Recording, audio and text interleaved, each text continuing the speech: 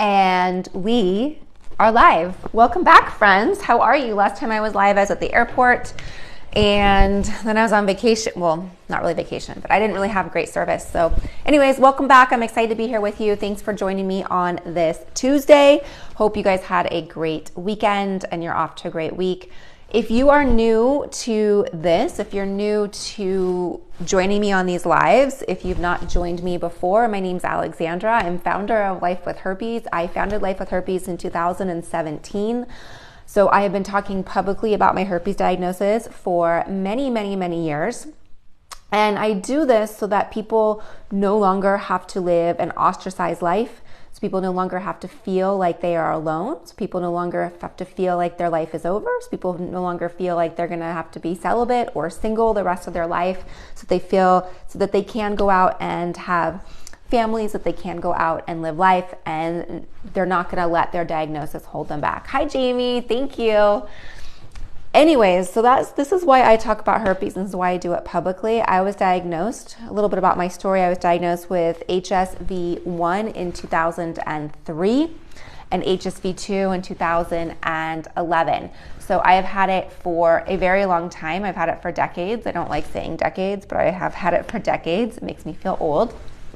But I've had it for a long time. I have dated with it. I have gotten married with it.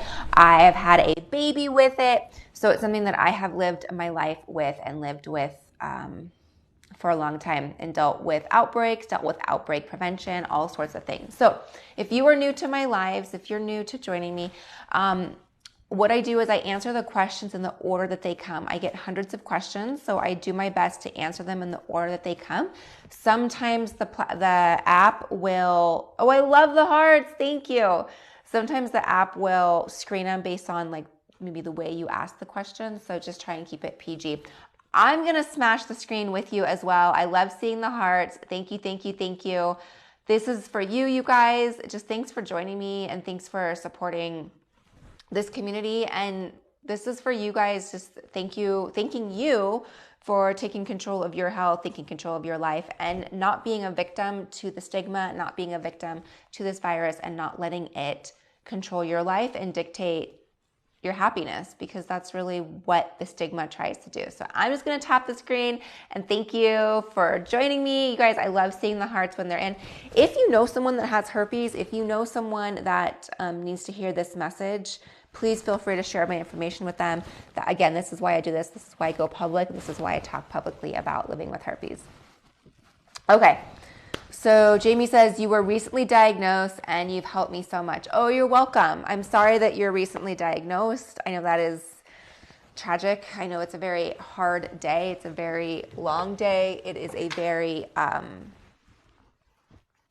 life-changing. It's a life-changing call that you get. And the ironic thing about it is the actual diagnosis, the actual virus, the actual what herpes is really nothing. It's not a type of diagnosis that we could have from other sorts of viruses or other sorts of terminal illnesses. So, and that's kind of the ironic thing about this, is it's not that big of a deal, yet emotionally it is crushing. It is debilitating. All right, like I said, I go through the questions in the order that they are received. So let me just scroll through, guys. I see people have joined. I see people have followed. Thank you for your follows. I appreciate that. So yeah, I post. I think I post every single day. And yeah, I like I said, I've been talking publicly about Life with Herpes since 2017. Also, I love seeing the hearts, so thanks for smashing the screens. I just saw the likes go up, so thank you, thank you, thank you. Okay, you said, I've lived with it for 25 years, married, 2 healthy kids, you take your Valtrex every day, and it's nothing. Yeah, so there's a lot of people that are living with HSV.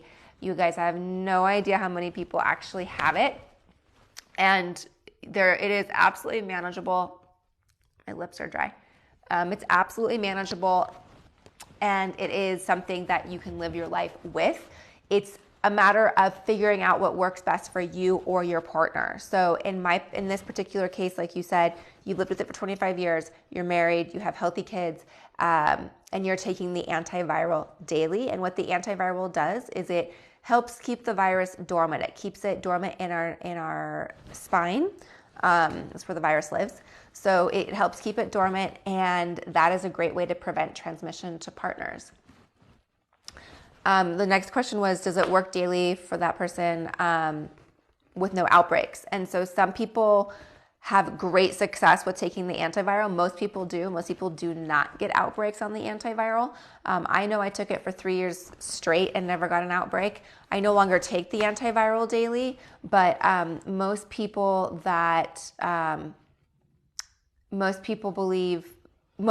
feel that it is very helpful in preventing their outbreaks. Can you take it while pregnant? So that's going to be up to you and your doctor. Most doctors do recommend it.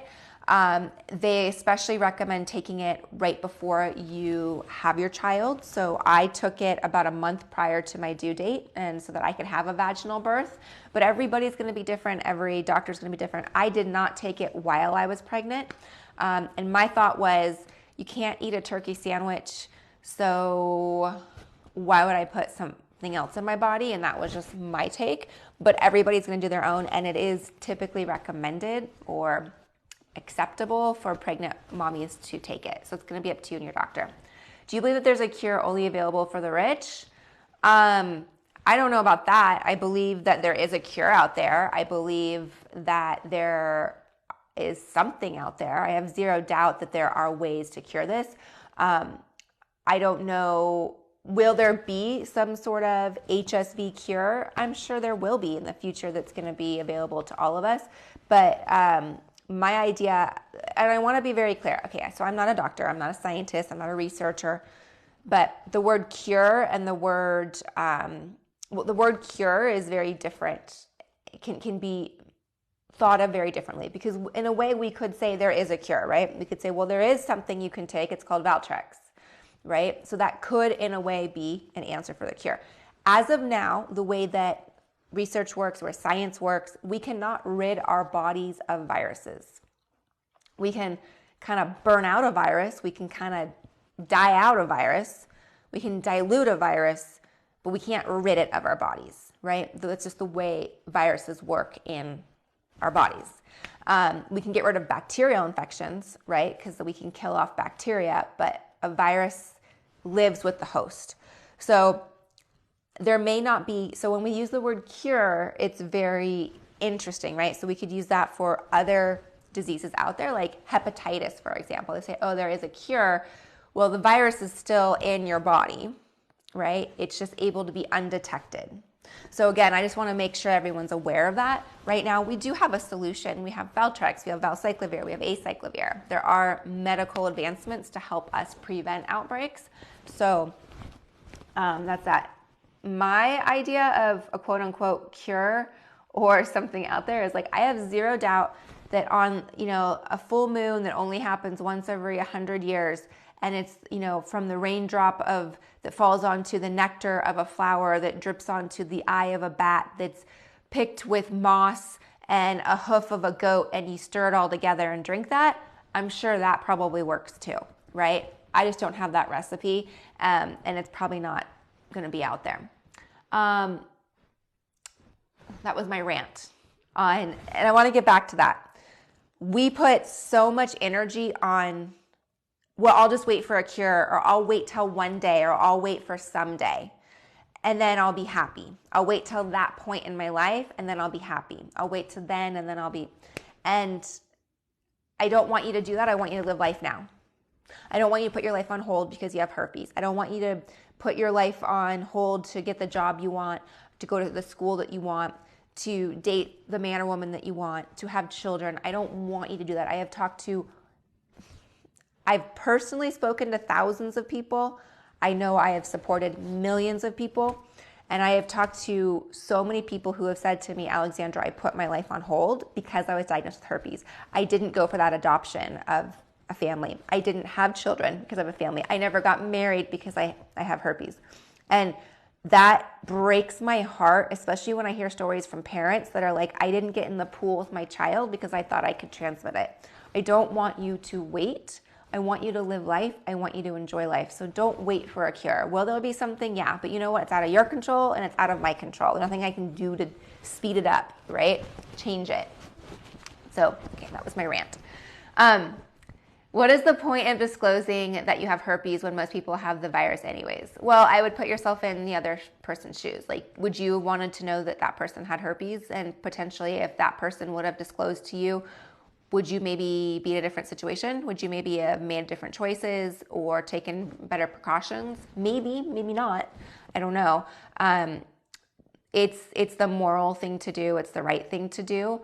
By no means, I mean, you can totally get away with not disclosing and do that and, you know, like see how that works out for you. I'm going to say that the way I believe, and I'm a Christian and I have faith that, you know, it's a moral compass. You want to disclose and you want all that to be out on the table. What if this turns into more than a one-night stand? What if this turns into more than a hookup buddy and turns into a relationship, turns into a marriage? You want that foundation to be a foundation that's built on high waters, not on a house of cards, right? You want that foundation to be there. And when we are intimate with somebody, and I believe because we are intimate with many partners nowadays, and that's just the way our culture is, we've taken out the importance of being honest and open and a partnership. It's no longer a partnership. It's like, oh, you're fun. Let's just go do this.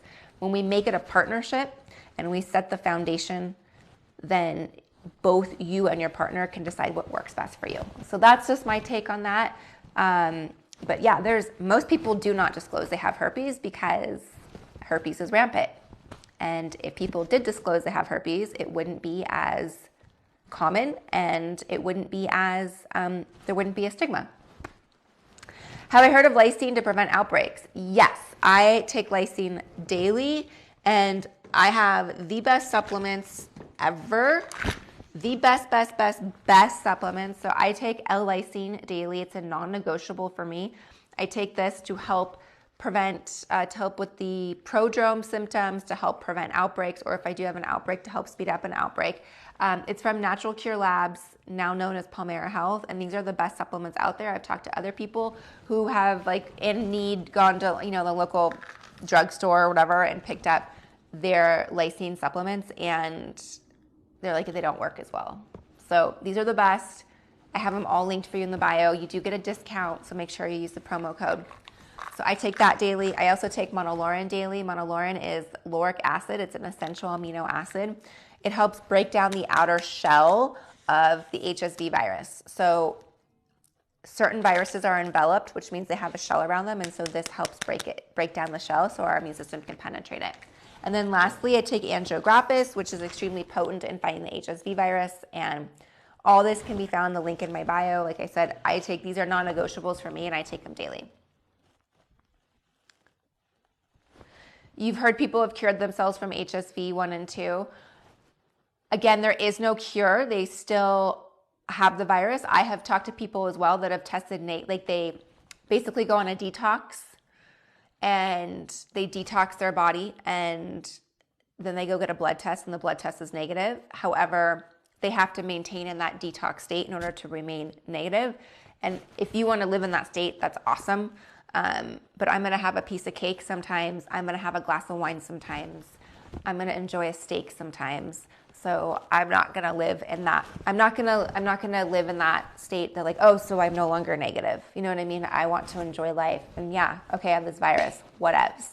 Like, so yeah, there are some people that have able to reduce outbreaks that way. And there's other people that live their life completely not caring whatsoever and also do not get outbreaks. The majority of the population are asymptomatic for HSV.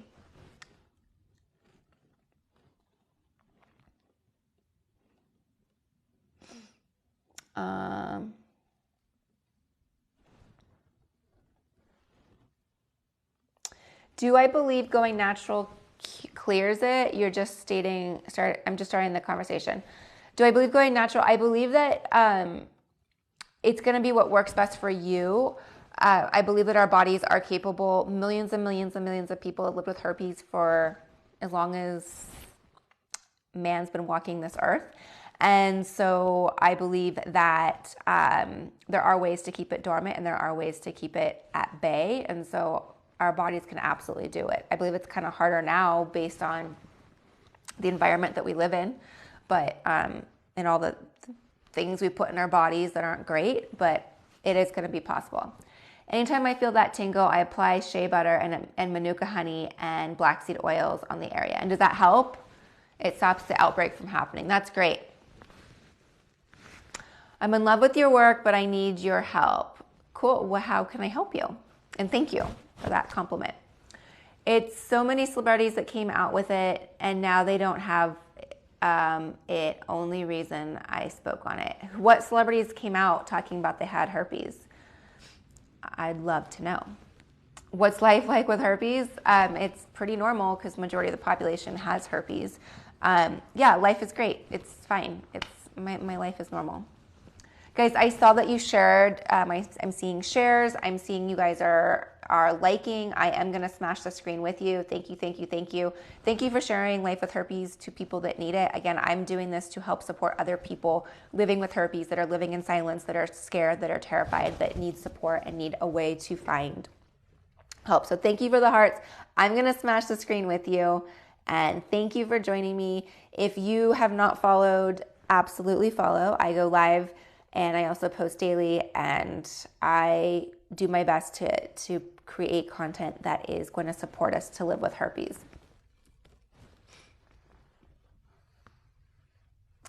It's hard because nobody wants to be with me with someone that has the virus. So that is the stigma, and that is typically what we believe. We believe that we're unlovable, and we believe that we're going to be alone now that we have herpes. And that's just not true. Rejection happens for 3 reasons. Number 1, the person is emotionally immature to be talking about sex, to be talking about herpes, to be talking about anything like that. We all know that person. That person could be 15, 27, 55, 65, 85. Like the person that's just emotionally immature about intimacy. The next is when the person has a root belief, a deep-rooted belief that is going to not change. It is woven into the fabrics of that person's mind that having HSV or herpes or dating someone or being with someone that has herpes is wrong. So I use the example of religion.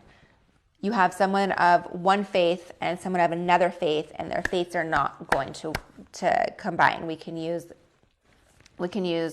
politics. We can say a Republican and a Democrat are not going to agree on the same idea, right? It's just there's too many deep-rooted beliefs that are not going to change.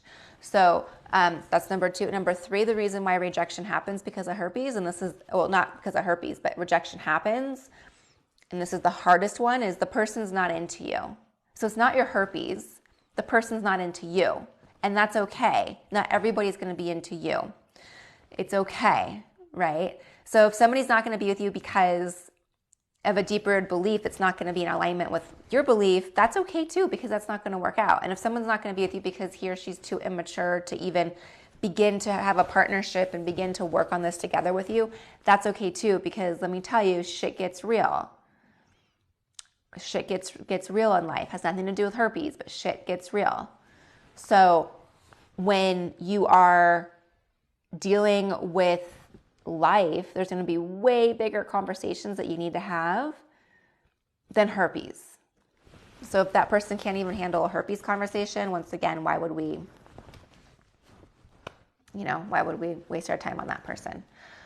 Please educate me. I've been talking to a girl who I really like and want to be with, but she told me she has HSV1. So I would ask you, have you been tested? Do you have HSV1? Do you have HSV2? Most people are asymptomatic for it and have some form of herpes and do not know they have herpes.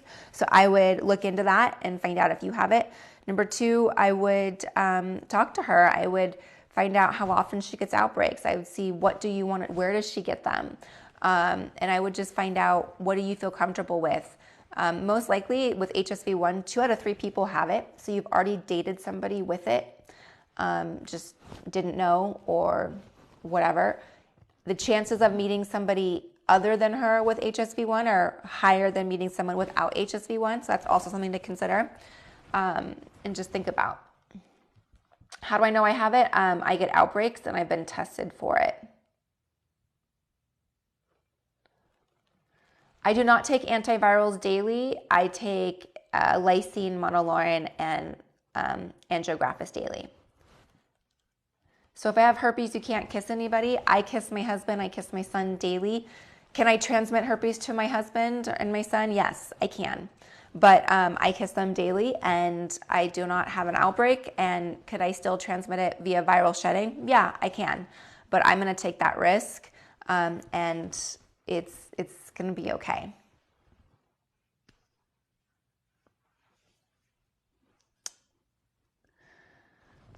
I had a blood test for my HSV. All right, guys, I want to thank you for joining me. I've got to run. Thanks for joining me. I tried to get through all the questions. I apologize. I'm not going to get through all of them. Definitely join me next time I am live. Thank you, thank you, thank you for the hearts. Thank you, thank you, thank you, thank you, thank you, thank you, thank you. I'm going to smash the screen for you as well. I just wish you all have a great day and I'll see you soon. Bye.